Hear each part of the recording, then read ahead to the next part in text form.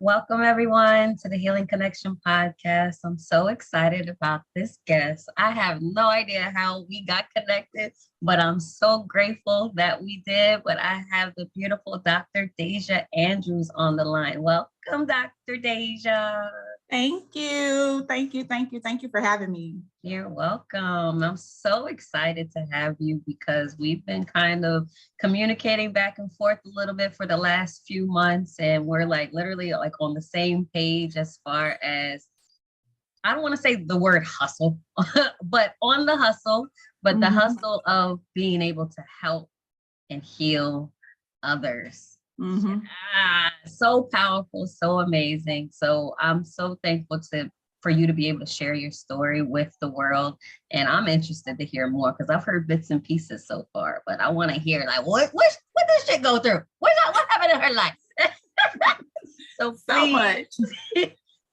Please introduce yourself. Let the people know who you are, where you're from, and what do you do. All right. My name is Dr. Dashia Andrews. I am originally from Miami, Florida. Yay, Miami. I currently reside in Atlanta, but I still rep Miami.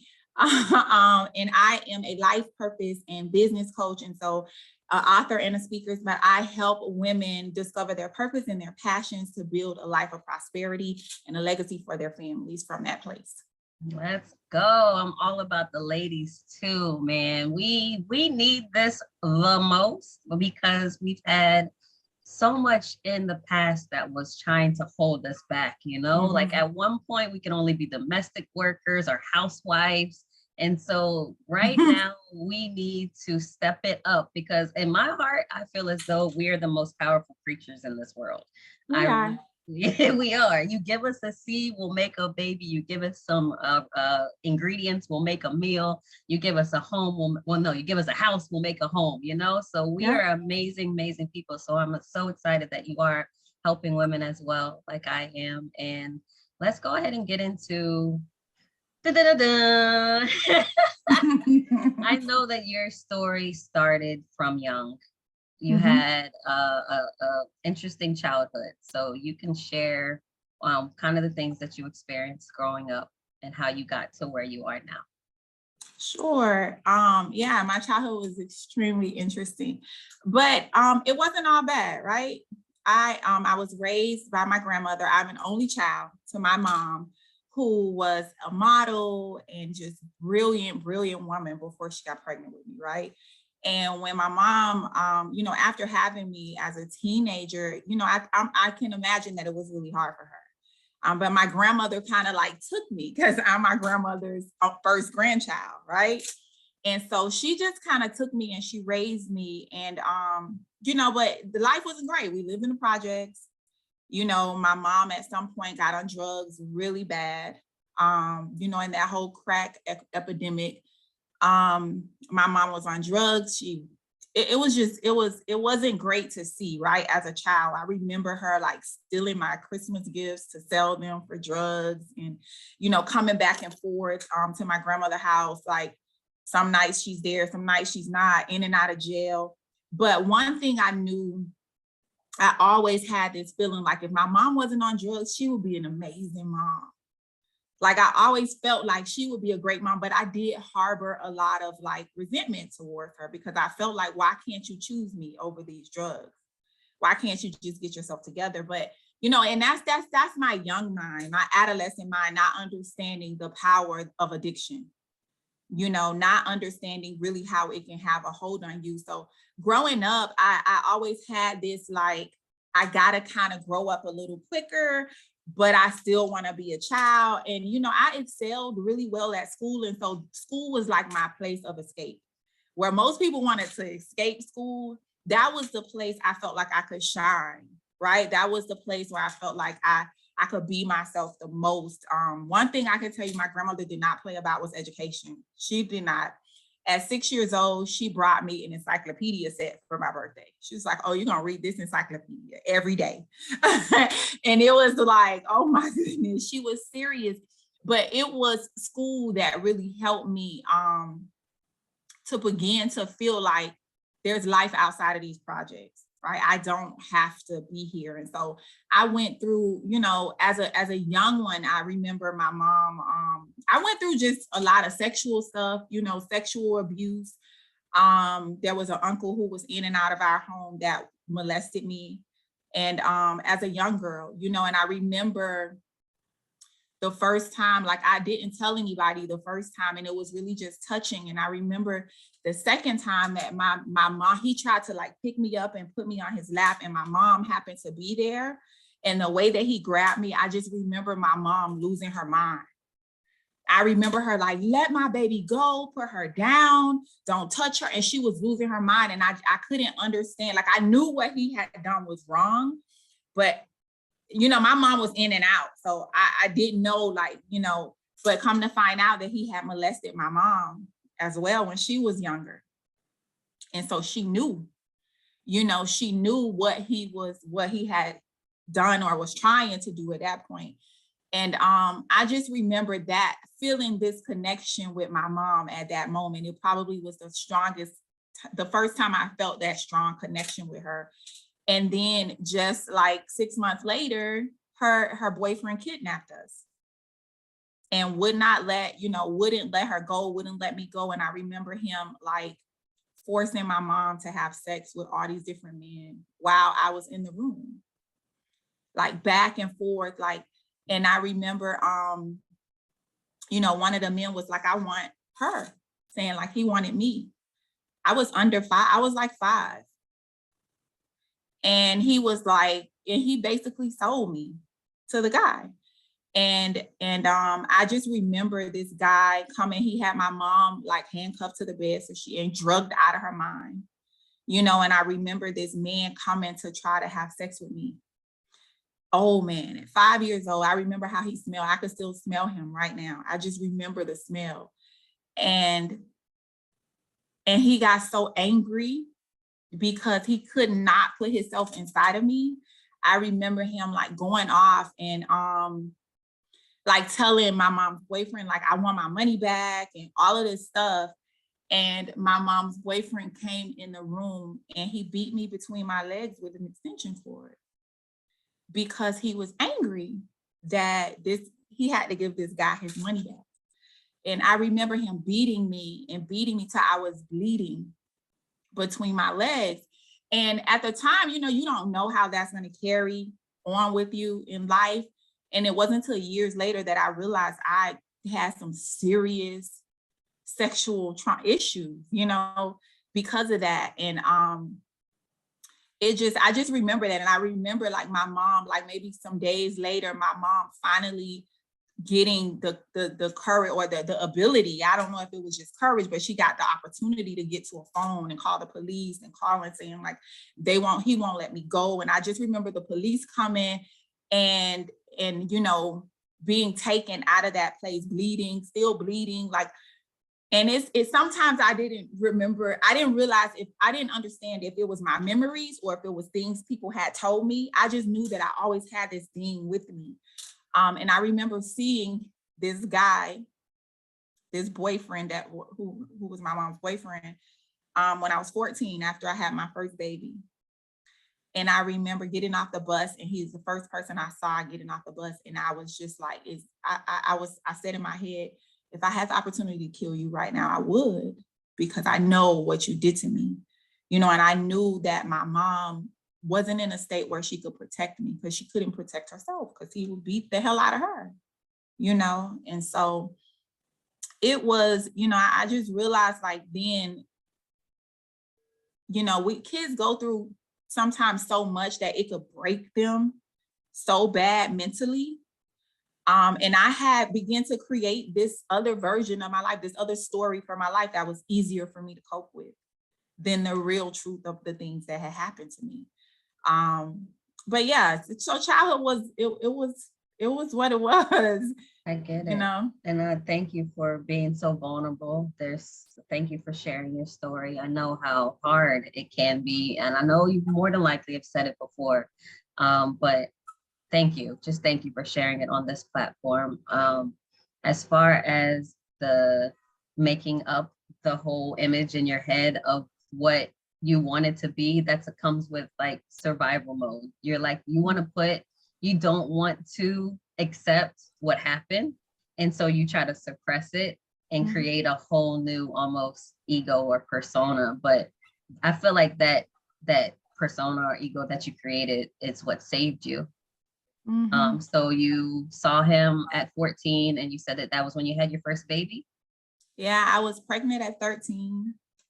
So my grandmother passed away when I was 11. And so when she passed away, of course, my mom was on drugs. And so, and my family, you know, her brothers and sisters weren't able to really take care of me. I lived with my uncle for a while and I just kind of bounced around. And I remember I had this friend named LaDonna who I love her so much. She passed away not long ago, but I remember her saying, why don't you just go to a foster home? And I'm like, what is that? Like, I had no clue what foster care was. And she was in foster care and she was like, go down, tell them you don't have, you know, all of this stuff is happening and they'll put your mom in a drug rehab and all of this stuff. And so that's how I found out about the foster care system. I was surprised that no one in my school had called DCF or nothing. It was so strange to me because when my grandmother passed and my mom came to live in the house, it was crackheads in the house, the lights went off, the gas went off. It was just, and I just knew, like, at 11, I knew, like, I'm not supposed to be here. Like, this can't be it. And I don't want to be on drugs. I don't want to be like these people, you know? And so I went and I went and looked into this foster care thing and they put me in a foster home. They put my mom in drug rehab. And I found out like 3 weeks later, she left the drug rehab and she wasn't showing up to court to do the things to get me back, right? And so I ended up going from foster home to foster home to foster home to foster home because I would run away. I would, you know, try, like, because I didn't want to be there. Like, it was, you know, people treat you really different. A lot of people in that business for money, you know, and a lot of things happen to me in foster care, things that had never even happened at home. You know, people, it was no different. You know, somebody tried to molest me in foster care. Like, it was really no different, to be honest with you.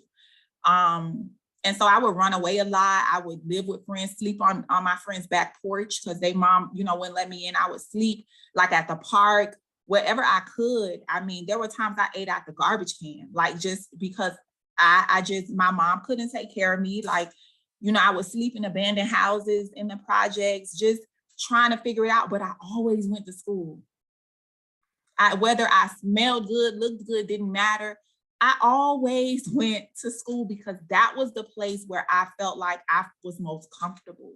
I felt like I could be myself. I always excelled in school. I loved learning. And so for me, you know, that was it. It was like, I knew I would eat there, right? I knew nobody would hurt me there. And, you know, I knew at least I could wash up, you know what I mean? And get some more knowledge. And so for me, because I remember my grandmother just saying, just finish school, just make sure that you finish school, make sure that you go. So in my mind, I always felt like this is the only way out. Like, I gotta go to school. This is the way that's going to make sure I don't end up like my mom, you know. But first time I ever willingly had sex, I got pregnant at 13. First time. Damn, the and first I did time? not know. First time. God damn. I'm sorry, my cousin. First time. And I was like traumatized. I thought every time you have sex, you get pregnant. I was like, I'm never doing this again. It was the first time. So I had been molested young. I was raped at 11, but I had never, like, willingly.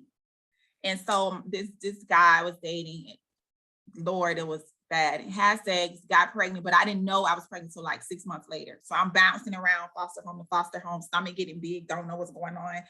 Go to the doctor. The social worker take me to the doctor, and boom, I was pregnant. They're like, you 6 months pregnant. I'm like, what? 13 years old, 8th grade, pregnant. Yeah.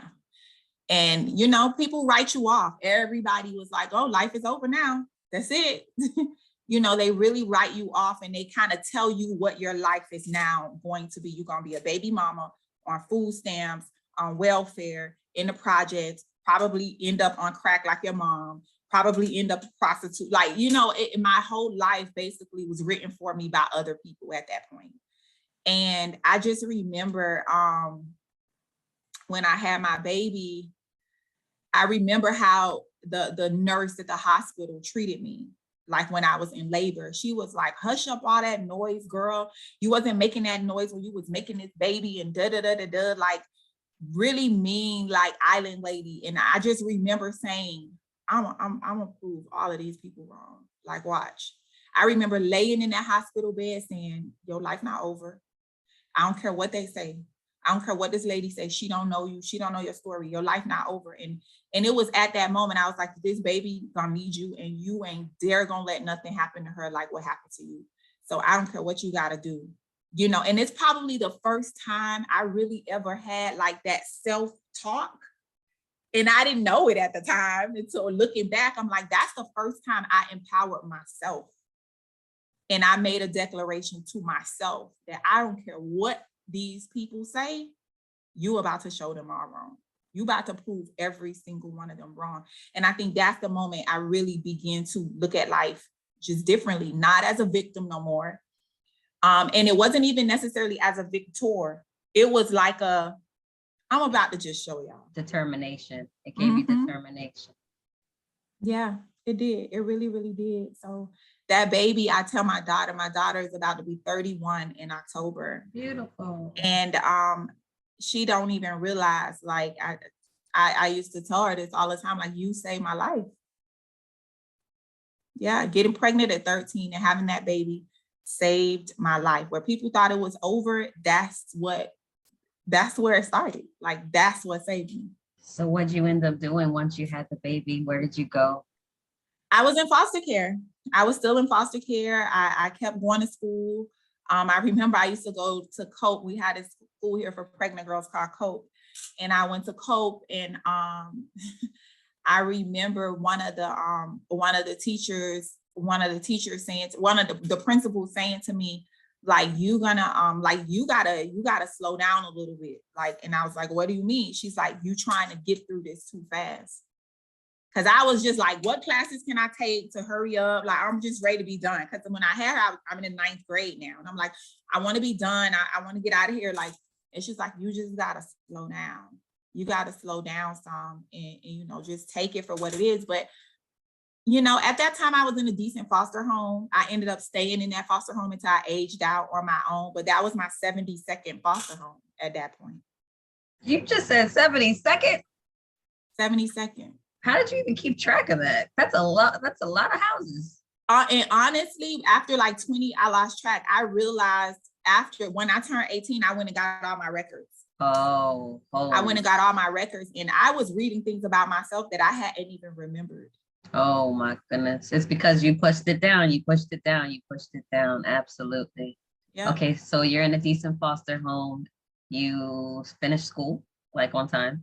Oh yeah, I finished school at 17. I finished Beautiful. College 3 days later because I did the dual enrollment program my 11th and 12th grade year. So I graduated with my high school diploma. 3 days later, I graduated with my AS degree. Love it. Love it. Okay, so keep on going. What happened with the education and the baby? So I was determined. Like I knew in 5th grade. So I went through this, and I'll go back a little bit to tell you why this is important. I was always smart in school. And in 5th grade, I remember my teacher, Miss Placide, my favorite teacher in the whole world. She put me in the school spelling bee. And she was like, you're going to win this spelling bee. And so I won the spelling bee at the school. And we had to go to this college, Barry University, to do the district spelling bee.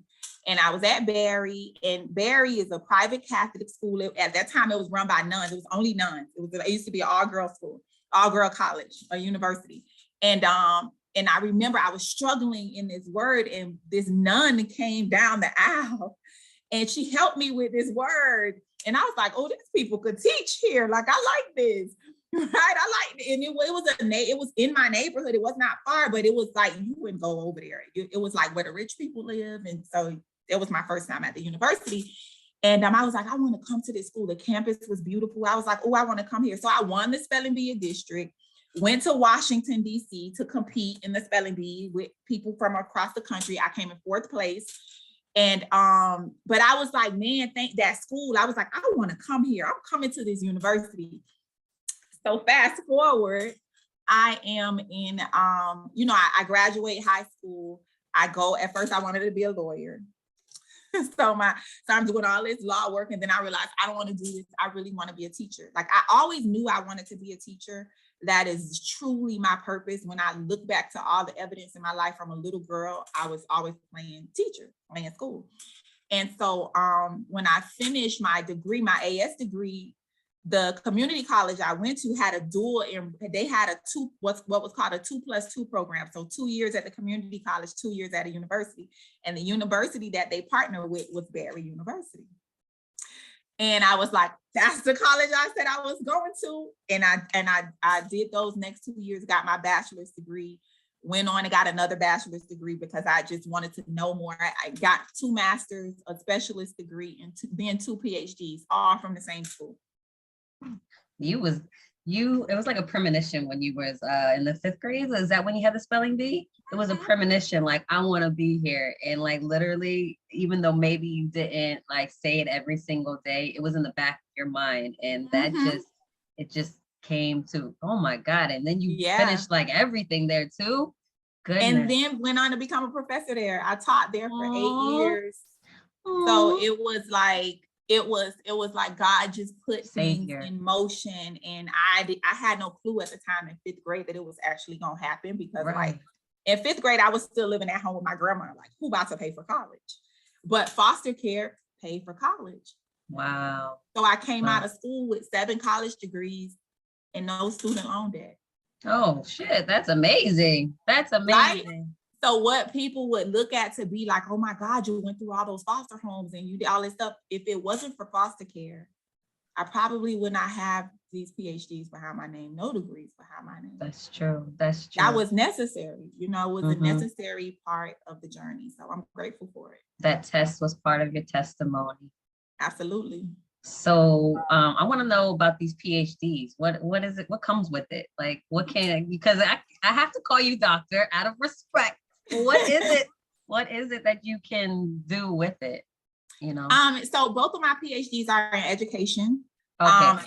And so both of them are in education. My first PhD is in educational leadership with a specialization for students with disabilities. And so it just means that I can work with people with all types of disabilities, mental health issues, all of those things. I'm not a doctor, so I don't write prescriptions. I don't counsel people, any of that, but it's the education. And so I can assist in writing educational laws. I can assist in changing, helping with policy change and district level kind of stuff, right? Beyond the classroom. And then my second PhD is in organizational leadership with a specialization in nonprofit leadership. And that's just because I was interested in nonprofit organizations, and I was working for one at the time. And I really just wanted to know more at a higher level. And I was like, well, if I'm gonna take a class, I need something out of it at the end. Yeah. And it just made sense. It just made sense for me to do it. I got it. We have so many similarities, because I remember being in the 4th grade saying I want to be a teacher. And my sister, I did like, what do you want to do? What do you want to be when you get older? You had that little presentation kind of thing. I made a whole presentation about why I wanted to be a teacher. And I remember saying, I don't want to be a middle school teacher, because my sister was 2 years older than me and she was in middle school. I was like, I don't want to be a middle school teacher because they look miserable. And my teacher started laughing. And I was like, I'm not being funny. I'm serious. Like, they look miserable.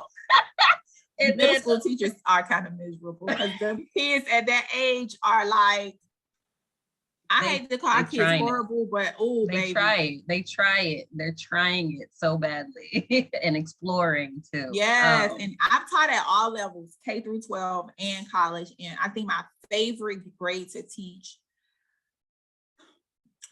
honestly, it's probably like 3rd or 4th grade. That's like my favorite grade. They're still pure, innocent, but then also like they're like ready to learn. Like you can kind of see their like personalities kind of thing, right? And they're still like independent, but not too independent. They're not whining, but they're not sassy. Yeah. I like that age. Like I taught in high school.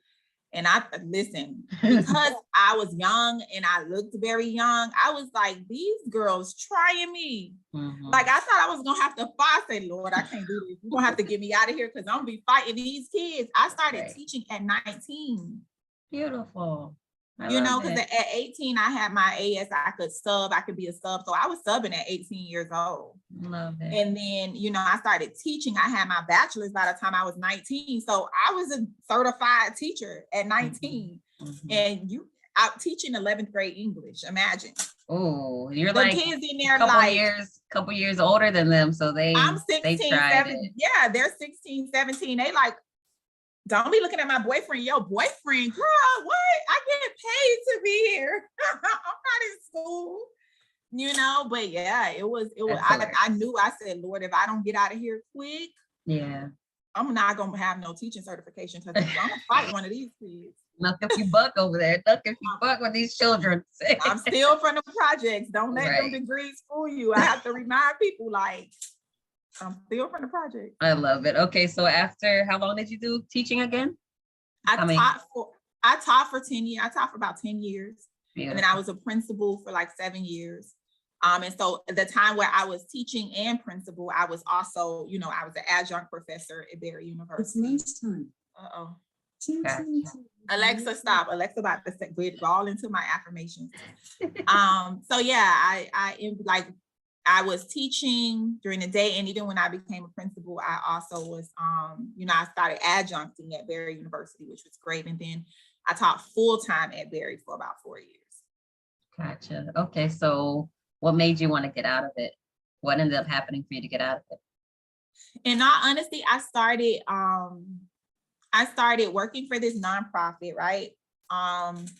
And they were attached to the school system. So they had an educational alternative program, right? Where they served youth that were like being kicked out of their school, and they was going to alternative education before they get kicked out. And so that resonated a lot with me because I was one of those kids, believe it or not. I got kicked out of my traditional high school for fighting. I had to go to an opportunity school. I got kicked out of the opportunity school for fighting. I had to go to a last chance school. I got kicked out of the last chance school for fighting. And I had to go to school over the phone for 27 weeks during my junior year. They got school over the phone? You had to like call in, check in with your teachers, get your work, do it, send it back to the school. But yeah, you could not even go to the school. Wow. Well, thank God they gave you chances. Yeah, but I was a fighter, and I mainly fought because people would pick on me about being in foster care. And I was angry. I had a lot of and I did not dress the best because I lived in foster care. They weren't buying me Jordans and nice stuff. And it was like, let's go to the thrift store and get you some school clothes. You know, and that's what it was. And I would have to just jazz it up and make it do what it do. But I was always picked on. And so I would fight. Like, I wouldn't fight you in class. Now, if you mess with me in class, you're going to be able to talk and say your stuff. If only time I'm going to hit you is if you hit me. But after class, you can't even look at me wrong. And we fighting. And it was like this thing, like I always felt like I had to protect myself from people and protect this thing. And it was a lot of pent up anger. So I was very connected to those students. And so I started working for this nonprofit that served kids that were being kicked out. And honestly, like 85% of the kids that were being kicked out of school, they were all of them girls were in foster care or had some experience with foster care. You were meant to be there. I was meant to be there. And so Absolutely. I fell in love with the nonprofit sector because they had a little bit more autonomy than the school system. And I felt so restricted as a teacher a lot of the times because there were things I knew my students needed. I knew this textbook wasn't going to work for my kids. I knew, and your hands are kind of tied. And, I was teaching when that whole state assessment stuff, FCAT came in, and it wasn't good for our kids. And so I really was attracted to the nonprofit sector because of the autonomy and the alternative things that you're able to do to really educate kids in a meaningful way. And so for me, that's what attracted me and kind of kept me in that nonprofit sector. Okay. So what happened after the nonprofit situation? So I stayed in the nonprofit sector. I learned so much there outside of just education. I started, assisting more on the actual programmatic side and writing grants and, running programs in other schools, writing curriculums. It was my first experience in writing curriculums and grant writing. And I fell in love with that. And then I just was like, I'm ready to do my own thing. And I started my own nonprofit. So I started my own nonprofit, really like working with youth that were from migrant workers, like people who in the Homestead area in Miami, there are a lot of migrant workers, and those kids fall behind because their parents, they're traveling all the time for the different seasons. And so I started a nonprofit program, and I started servicing about 500, youth in that area, after school programming, educational enhancement programming. And I loved it. But I realized I hated being a CEO. I hated it. Why? I hated being a CEO. It's too much office desk work. Like, and I am a teacher at heart. Hands-on. You want to work with the people. Yeah, I'm like, we got to find another CEO. I don't want to do this. I don't want to do this like that in the office. And I love the writing grants part because I love telling a story and being able to, knowing like I'm getting something that's going to really benefit our kids. But even that part, the managing of grants, that stuff, just, that's not me. I can do it, and I do it well, but I don't like to do it. And I don't feel like I'm operating in my purpose when I'm doing that. I want to be in the classroom. I want to help teachers. I want to help students. And so that nonprofit life for me, I was like, this is not it. We're going to have to get a CEO so I could be, because they would be calling me and like, hey, today is payday. We need you to sign the checks. Where are you? Oh, I'm at the program in the class with the kids. I was like, I like all the board meetings they have. I didn't want to do that stuff. Gotcha. That wasn't for me. So what happened? That wasn't for me. And so I ran the nonprofit, but then I ended up going back to, I started working for this huge nonprofit in Miami for the Alonzo and Tracy Mourning Foundation. And I like that work because I was now back more hands-on, right? And so I ran two of the largest departments there.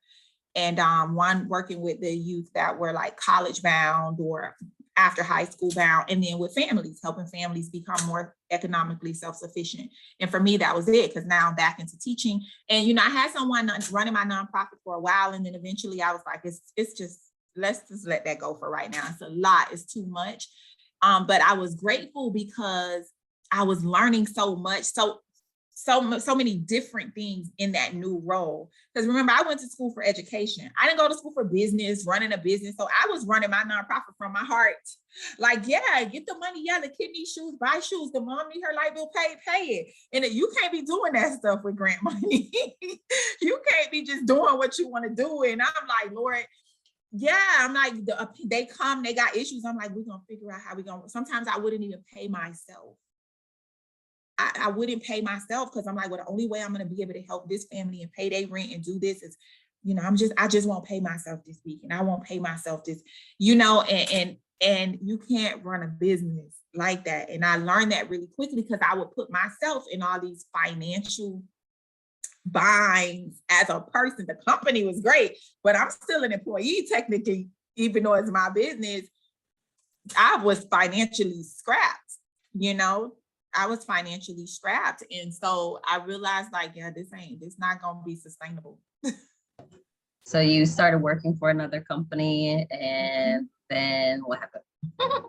So I started working for this company, which I loved the work that we did in the Overtown Center, one of the most dire areas. It used to be a prominently Black area, had the first Black police precinct, first Black courthouse in Miami, a very historical area there, but it had been gentrified so bad and just was not good for our people anymore. And so the work that Alonzo and Tracy Mourning, they're doing there is just amazing. And so I started doing that, and I love the after school programs, bringing trades and all kind of stuff, and helping families become more economically self-sufficient, because that's an area where there's a huge homeless population.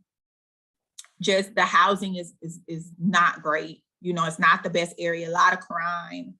My father was actually killed in that area, and so it's not the best, but I did that, and I absolutely loved it. And then I realized like there was just more. I always feel like I gotta do more, like it's more that I can be doing. And I was always coaching people and helping people and training people. And I went through this period where even though I was what people would call successful and making well over 6 figures, I felt like I was like I just was not doing everything that I could do. I felt unfulfilled and I felt lost. And I felt like, I just don't know what I'm doing anymore, and that was when I began this journey of just trying to really make sure I was very clear about what is my purpose? What am I supposed to be doing here? Like, it got to be bigger than just working to get a paycheck and working. Like, what is this all for?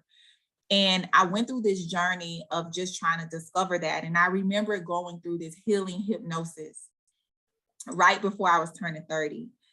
And that healing hypnosis brought up so much stuff, like traumas that I had suppressed so far, traumas that I had in my conscious mind really forgot about. I had really forgotten about. And I remember watching myself because it was recorded. And I remember watching myself when I came out of this hypnosis, and he played the recording back to me and was helping and was talking me through some things and just trying to get clarity. I was like, I don't even know what she's talking about. It was like looking at another person. I was like, I don't remember that. I don't know what she's talking about. Like, just domestic violence situations. Like, I was like, I don't even remember that stuff. And it was amazing to see, but it was healing later on. At that moment, it was very traumatic. Triggering. You had to almost relive it and think back to it. Yep. But it revealed it so that you could heal it later. Yeah. It was like, I had to admit, like, all these things that happened to me. Yeah. And I was like, wow, I didn't even realize. Like, I remember in that session, it brought up when I was 18 coming out of foster care, I became a dancer, an exotic dancer, to like pay for things while I was in school and help take care of my kids. By that time I had 2 kids.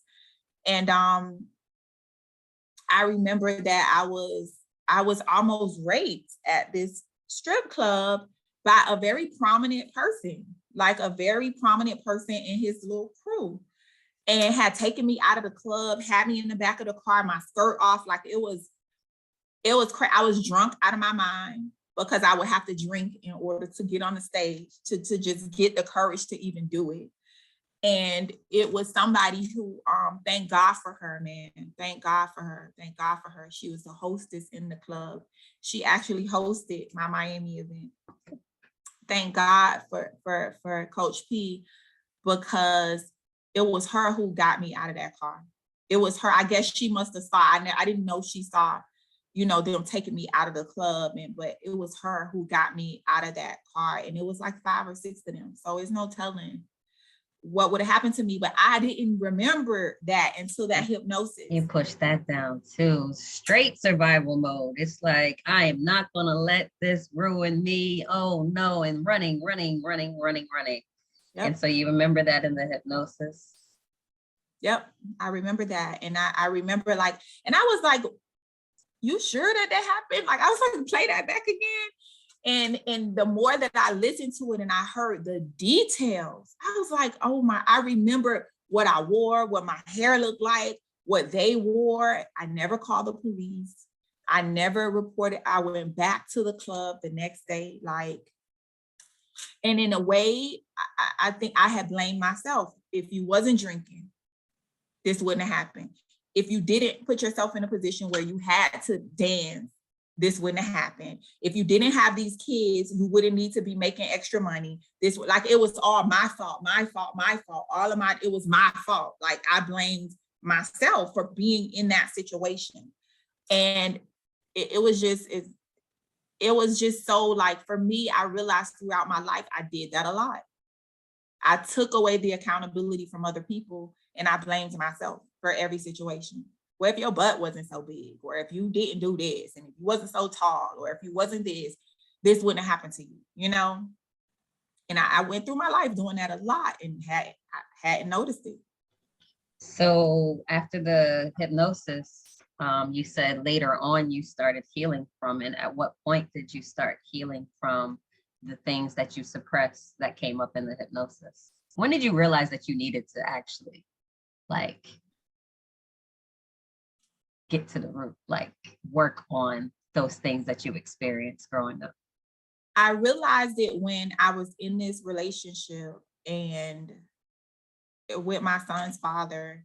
And my son is 21 now, but I was in this relationship and I realized that it was very abusive, physically abusive, mentally abusive, emotionally abusive. It was very abusive.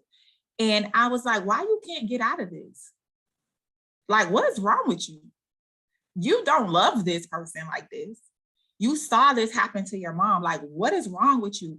But this person had isolated me. And from the isolation I had already been doing to myself over the years, this person had isolated me so much mentally to make me feel like they were the only person in the world that cared about me. You see your college graduation, none of your family showed up. They let you be in foster care. Nobody's here to support you. Nobody's, you know what I mean? And I had already isolated myself some from foster care because I had some resentment towards my family. Why am I in this foster home? You know what I mean? I'm my mom's only child and you couldn't take in one kid. I had a lot of resentment. So I was already isolating myself. And then here comes this person that I meet in the strip club. I'm in a strip club. You already know I'm kind of broken, you know, and then you come and you show this affection and this, you know, this love and this thing that I feel like I need. And then you begin to isolate me even more. You don't need to go down there. The kids don't need to go to their dad's house. I'm their dad now. And that like isolated me, bought me my first house at 21 and bought me a car and like all this stuff, right? And so I'm thinking this person loved me, you know. And what like when I tell you at the come to the house, I do nothing, just hit me out of the blue, no reason. Just fight. It was always he did something, but I'm the one getting hit. And I didn't know, and I was a fighter. So I did not understand why you're not hitting this person back. Why you not defending yourself? Why you not really like, and why are you staying here, Dashia? Like, you're college educated at this point. What is wrong with you? And it was at that moment, I remember I journaled everything. And I remember journaling, and I remember, it's so funny because I read this not long ago on live. I remember it was my birthday time. And I went out of town with this person and I was so miserable on my 21st or 22nd birthday, whatever it was. And it was at that moment I was reading back some of my old journals and I was like, what is wrong? Something wrong with you. You gotta know this not it. And I said, I don't know what I have to do, but I remember I was going to therapy when I was in foster care before. Maybe I need to go talk to somebody. Like I had tried leaving this person, getting a restraining order. This person came to the police station while I was getting a restraining order and sent somebody in there saying, tell her if she don't come out of there right now, I'm gonna come blow this whole police station up. Like that kind of fear, you know, and I left. I left the police station, went back, like fear, crazy out of my mind. And I was like, this is not, girl, no. And so that's what made me seek out. So I started going to church real heavy. Now I was raised as a Jehovah's Witness and I had converted to Christianity and I was going to church real heavy. I was just looking for the answer anywhere. And I didn't get that in church. And so I remember someone mentioning, well, they got this healing thing, this healing place down in Orlando. It's this church that does like this hypnosis healing down in Orlando. I was like, well, I'll take this 3-hour drive. I called, I made an appointment. I heard the information and I took that 3-hour drive down to Orlando and met with this guy at the church and did this healing, you know, this hypnosis. So the hypnosis thing was the thing that broke you from the, wow. It was in that moment. I knew like there's more to this. You got to be doing more. And that was it. And that was the beginning of it. I started going to therapy after that, but I really started doing my own work. I started doing that work and I was able to get up out that. I used to pray like, Lord, I don't care what you got to do. If you got to kill him, if you got to take him away, do something. But I don't have the strength right now to leave. He made me feel like I wouldn't survive without him. And he went to jail. He went to jail and spent like 10 years in jail. Now, mind you, I hadn't had a son from him. Yeah. He went to jail when my son was 9 months old, but he spent the next 10 years Praise God. in prison. You know, and it's weird because we kind of friends now. It's okay. It's We all kind of right. friends I now. mean, you got to do it because of the children. But Yeah. and we also did the forgiveness hypnosis together. Yes. So you have to forgive only because of the connection with the children, which sucks. That's why if there's anybody young out here, make sure that you are very particular about who you have children with. You gotta be very careful with who you procreate with, because let me tell you something. It was not easy. He got out of prison when my son was like 11, 12, and my son just turned 21 a couple weeks ago. And this is the first year that him and his dad are really beginning to have this relationship. Now, his dad is completely different. He's married. He always was a good father because he has 2 other sons, always was a great father, but he was damaged. He had an issue with women because a woman killed his mother that he had unresolved. That's usually what it is. Yeah. You know, and so that's why I'm very adamant now about not judging people where they are on their journey, because you just don't know. Hurt people are going to hurt people at the end of the day. And a lot of people are like us, where we just suppress the feelings and we don't want to address the issue, and we just want to get ourselves safe as possible, and be determined in order to get yourself there. And most people that don't want to do the work, don't want to do the healing stuff, don't want to reveal those things that you're running from, they are going to take their pain out on other people. And misery loves company. So if you are happy and I'm miserable, I'm going to do everything in my power to make you miserable to be along with me. And then when it comes to being in these romantic relationships, that's usually a trait of a person where they take you away from everything and trap you and make you think that you can't have anybody except for them, and you're not going to make it without them. And the biggest part is the isolation part. If somebody's going to take you away from everything that you have and give you and make you think that you're not going to have anything else, that's a sign of the abusive, narcissistic men kind of situation. And I experienced that with my husband. So I know exactly what you're talking about. All righty. So the hypnosis opened up your eyes of the crap that you were running from. It also opened up your eyes like, you don't deserve to have a man like this, even though it is my son's father. And so he went to prison. And in that 10 years time, what did you end up doing? I worked on Dashia. I began to truly understand, you know, and uncover what my purpose was. And once I clearly had a clear indication of what my purpose was, I went head forward, you know, all in.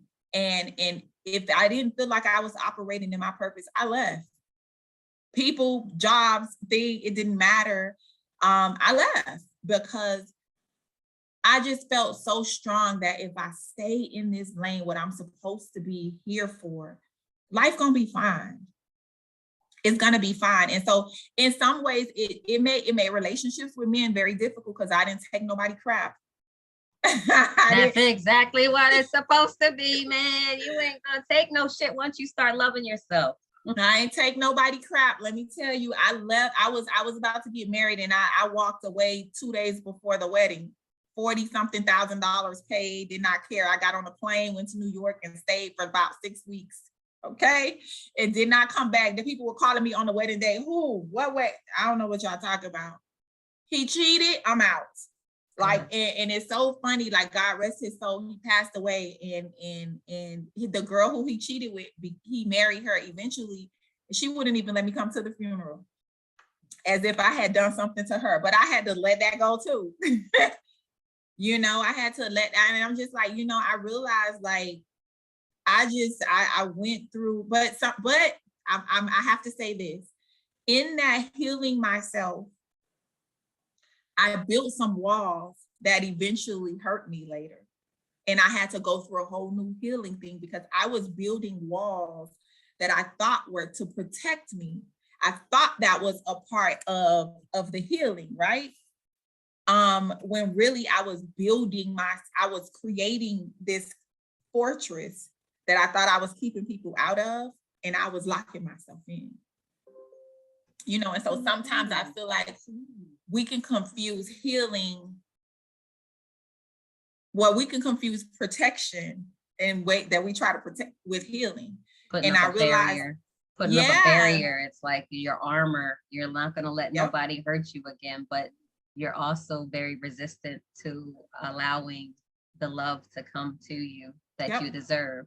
And that goes hand in hand. It's like the love that you deserve to have for yourself even more, where you calm that resistance down, and then the love that people want to come and give you. You're on the defense mode at the end of the day. It's like I don't know what's gonna happen because I've been through some shit, and I'm not gonna let nothing happen to me. So I'm gonna keep myself protected and armored up, kind of thing.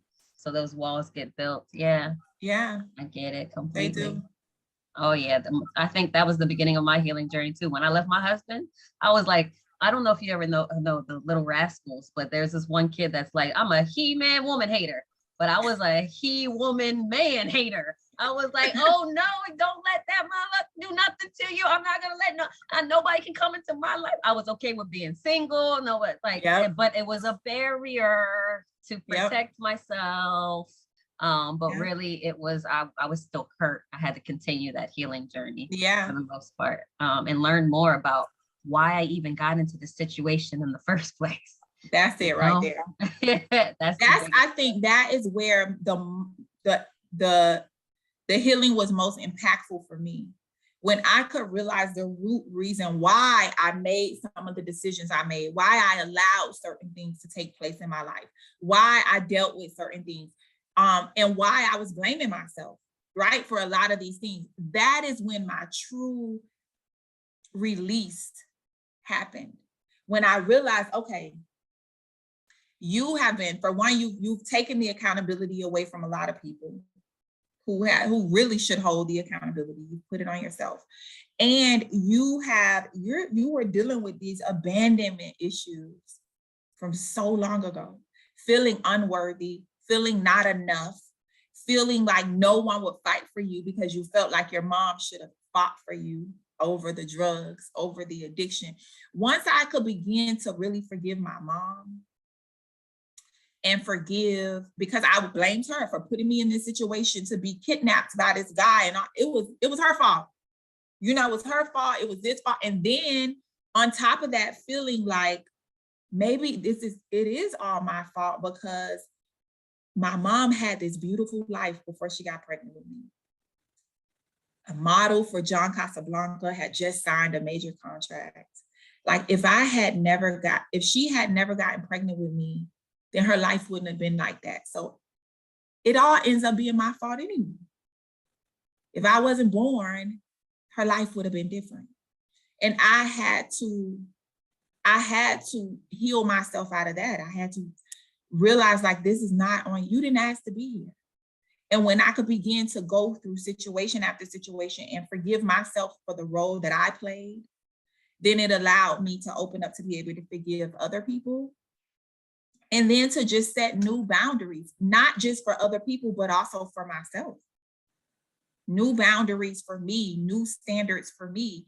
And understand when I begin to understand myself and why certain things triggered me, then I knew how to kind of navigate better without isolating and without, because it's easy for me to isolate. Like I could be by myself so easy. Me too, honey. I just was telling them this morning on live, I don't got to worry about nobody pissy son doing nothing to me or hurting me. I could be by myself easy, you know, but I had to, you know, when I began to like forgive myself for certain situations and then really forgive my mom, that's when I think my biggest breakthrough happened, because I had to forgive her because it wasn't her. You know, it was not her. It was the drugs. She never verbally or otherwise made me feel like I ruined her life. That was a title I took on myself. And I had to release that. You know, I had to release that. And that helped. Yeah, when we go through stuff with our parents, it's we start to look at ourselves as we're the problem, we're the reason why they didn't have this and didn't have that. But it's really it's completely out of your control. And it's really all a part of your purpose. You know, Yep. what happened to you, it actually happened for you, you know, and you can't control a grown ass adult. Not at all. I had to realize that for myself, for my mom, it was like she was depressed basically her entire life because she was running from her traumas, and her depression carried on to her children, and Wow. physically abusive and everything like that. And I had to realize like she never healed herself. And so that's what she did to cope. Mm-hmm. And it's not my fault. It's not my fault. And so what are you going to do, Stacy, in order to get yourself to the next level? And like what we're doing now, and let's talk about it for you, the coaching situation now that you're doing. How long have you been involved in what you're doing now? What you're a phenomenal coach. You are really inspiring these beautiful Thank you. people. They love you to death. And I need to say too, your consistency is unmatched. Okay. This chick Thank is on you. live multiple times a day. I'm over here like Dr. Dashia, like goodness, you really are for the people. And I love that so much. But talk to me about how you got into what you're doing now. So I honestly was coaching unofficially for so long. And I just was, but I always was in this place like I'm not fit to coach. Like my life got to be perfect before I go help other people. And then I realized like 3 years ago, like, girl, what are you talking about? Life ain't never gonna be perfect. There are people that need your help.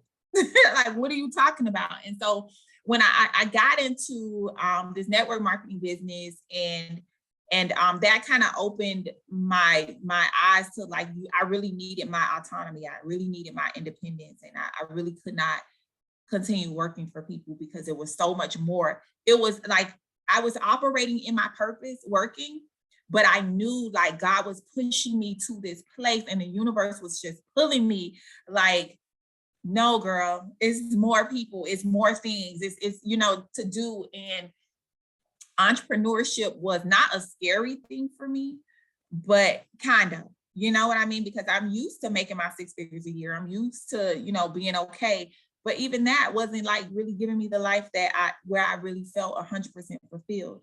And so helping people and coaching people, at least to the place where I had been, I knew that I had a way to help people understand their purpose. Because I went through it and I journaled it. And so I can retrace my steps. It wasn't this thing that happened by accident. It was purposeful and intentional. And so I knew that if I can do this, I can coach someone else through this. But I honestly, I didn't realize that there were people. I thought I was the only one. Like, you're the only one out here lost and don't know your purpose. And girl, people out here is happy, living their life. They know. And then I started to realize that no, it is people. When I started talking about my purpose, people were like, what are you talking about? And I realized that it was people out there that were lost and didn't know their purpose. And so I started like officially, I started She's on Purpose like 3 years ago. And I started officially coaching people on understanding and discovering what their purpose was and their life was. And then the business just kind of like grew, like it grew into coaching people into their business. And when I left my job almost 2 years ago now, it's like, it's been this thing that has just evolved more than I ever really could have imagined. And it's, for me, I feel like it's great for them, but it's so rewarding for me. It's so rewarding for me. Same for me. Yeah, it's so rewarding when I see people like feel like they have a better sense of who they are and what they're supposed to be doing, and they feel more fulfilled in this life. And that's just like, it's the best thing I could ever hope for. That's definitely God's work. Like everybody on this earth is here to serve. And at the end of the day, bring people closer to God. And we all have God inside of us, like literally. So it's really to bring people closer to themselves and to really figure out who they are as a person. Yes. if you can figure out who you are as a person, what are your gifts are, and you start to really work through the traumas that you've been through, more of your gifts start to be revealed. And when we use our gifts to serve others, no matter what it is, you could be a baker baking a beautiful cake and people eating that cake and loving that cake. You gave them a piece of God right there with that pleasure of eating that cake, you know? So really, it's God's work, literally helping people get to their purpose. It really truly is. So that's so beautiful. Okay, so let's talk about, what do you have going on in your business right now, and how can people connect with you? Wow. It's so much going on right now. We have this event coming up in October that I'm so grateful that you're going to be at. I'm just so like, May was amazing. And then doing that personal, healing hypnosis with you, a healing session with you, beautiful, open up so many other things. But in October, we're doing another, mastermind and manifestation weekend. This time it's going to be 4 days. And it's all about really helping. It is going to be helping people kind of get a better understanding of their purpose, but also helping them explore what their passions are and building their businesses from it, right? So it's meant to give them practical, implementable strategies and tools to help move their business, to another level, or help get it off the ground. Right. And then we can't leave out the healing part.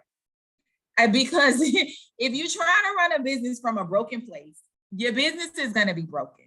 And so the mastermind is really all about helping people, like I said, get those strategies. But I'm so grateful that you're going to be there to help people with that healing part of it, because that is going to help put them in that right mind frame, right? To be able to be successful. You carry you everywhere you go, meaning you carry your traumas and your drama and all of that stuff everywhere you go. You can't possibly think that you're going to be able to go and be this huge, successful entrepreneur and that your past trauma don't affect your business in some way.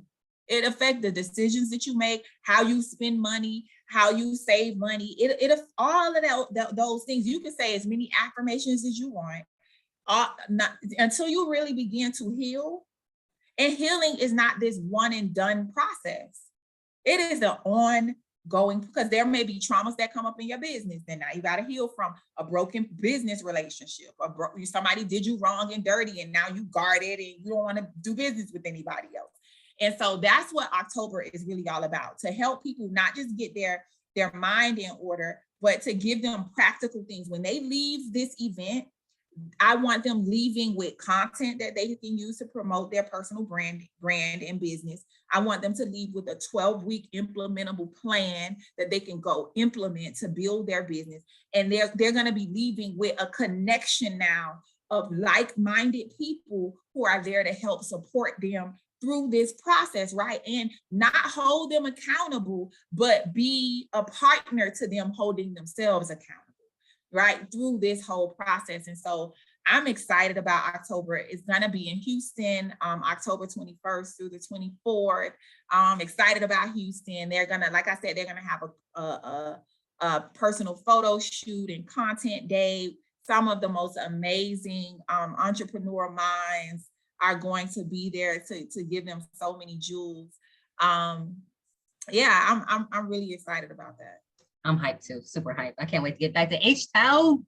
My mom was born and raised in Texas. I lived there from like 7 to 11. And wow. I brought my mom to a Dallas Cowboys game like long time ago. We went to Papa Do's for the first time, and I was like, whoa, this is the best food I ever had. So I can't wait to go back there.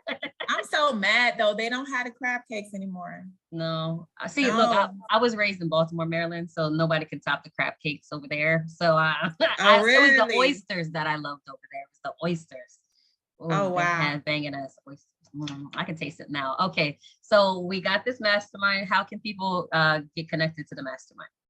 So if you follow me on Instagram, it's at Dr. Dashia Andrews, and that's DASHIAANDREWS, all one word, on Instagram. Or you could just go to my website, DashiaAndrews.com, and click the link for Houston. You can register. We got like 20 something seats. And the great thing about Houston is that with your VIP seat, it comes your penthouse stay, it comes with some of your meals, And so you don't got to worry about getting no hotel. You don't have to worry about getting a car. We're going to be picking people up from the airport, transporting them back to the, to the condo. And so you ain't got to really worry about a lot, right? But it is limited seating. And so you got to get in where you fit in quickly, right? We have 2 payment plan options. So people can, put it on a payment plan if they need to. The price is, let me tell you something. You're not about to go to a 4-day conference and get the value that you're about to get for the price. You're just not. Like, you could go somewhere. People were just at a recent event this past weekend in Vegas, and they paid $1,000 for a couple days. They didn't come with no hotel. They didn't come nothing, right? So this event is very reasonably priced, and we're looking for entrepreneurs and those who want to be entrepreneurs, right? Like, those they got great business ideas. They just don't know where to start. They have no clue where to start. So it's for everybody on all ends of the spectrum, but they can go to DashiaAndrews.com. Basically on every social media platform is Dashia Andrews. Twitter, LinkedIn, Facebook, Instagram is the platform that I'm probably on the most. And so Instagram is Dr. Dashia Andrews. It's just DR. And you can find us right there. You can register and secure your spot as soon as possible. Get in, people. Get in where you fit in, like she said. And Coach Stacy got a code you can use. Y'all can use Coach Stacy code. All right. And yes. I cannot wait to hug on some people and love on some people, help people heal. And I'm all about ownership and entrepreneurship. So being a part of a community of other like-minded people, it's just powerful. And I don't get me quoting Bible verses, but whatever he says, whenever you bring 2 people or whatever, 3 are gathered together, he is there in the midst. Let's go. He's definitely going to be there. He's definitely going to be that part. All right. So is there anything that's on your heart that you want to close this beautiful podcast out with? I just want to first say thank you so much, Coach Stacy, for this amazing opportunity. It's all for me. The transparency is great, right? Because it's for other people. And I love when I get an opportunity to just be able to be candid and transparent, and have that be able to help other people. So thank you for this platform. Thank you for even what you're doing. Like, it's not a popular thing to want to purposely help someone heal outside of like going to lay on somebody's couch as a therapist, right? And the work that you're doing is so powerful, so powerful. Keep going. Thank you so much. Even like our session, like I'm still like going through and learning new. I'm like, wow, she did say this could linger on. That's usually what happens with people. Like, she did say this. And some people have been telling me, Coach Stacy's voice is just in the back of my head whenever I'm going through some kind of situation. I try to prepare people as best as I possibly can, because I went through it and I know the experience, and I want people to just be aware, so that makes the process easier. Because at the end of the day, when you go through those tough, hard times, you really feel like lost if you do it by yourself. You know what I'm saying? Yeah. So I try to share as much knowledge as I know of what I've gone through, so that you guys will always have me in the back of your head. Like, she did say. She did say. I gave you a warning. Yeah, and you're great at it. So thank you so much. Like, I really appreciate this. This was very helpful for me today. So yes, you're welcome. You. I appreciate you more. You didn't have to end it with talking about me, but I'll take it, honey. All right, Dr. Dashia, I appreciate you so much. Thank you so much for your vulnerability. I know for a fact this is going to save people's lives. Fact. Okay, so thank you for being here, and I love you so much. Can't wait to hug your neck. You're probably gonna be like this, and I'm gonna be like this because I'm only 5'1", but I can't hug your neck, but I can hug your waist. Yes, I can't wait. For October. It's gonna be amazing. I can't wait for the experience that these people are about to get from working with you just face to face. Like, it's gonna be amazing. Oh, I love you so much. Thank you so much for being here today. Thank you. I love you too, Queen. You have a great one. Thanks, you too. All right, everybody. We'll see you on the next episode. Bye.